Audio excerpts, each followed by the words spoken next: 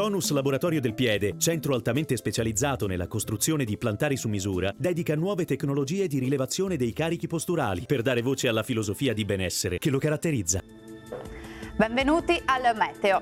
La prima domenica di ottobre trascorrerà all'insegna di un tempo sostanzialmente buono sul nostro territorio, ma vediamo il dettaglio del 6 ottobre.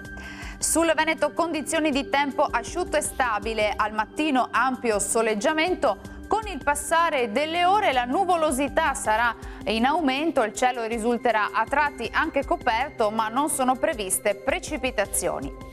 Temperature in ulteriore diminuzione, minime tra 8 e 14 gradi, massime tra i 14 e i 17 gradi.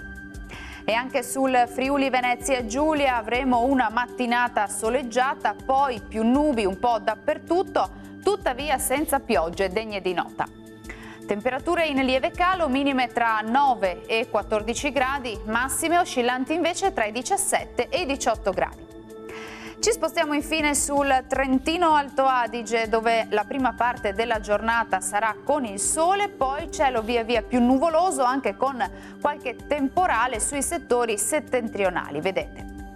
Temperature minime sui 10 gradi, massime sui 19 gradi.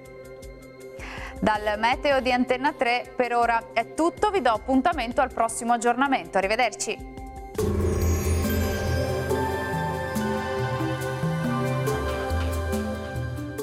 Tonus è il miglior negozio di calzature moda comoda. Qui troverete il più vasto assortimento di calzature Fratelli Tomasi, eleganza e comodità, perché camminare è vivere.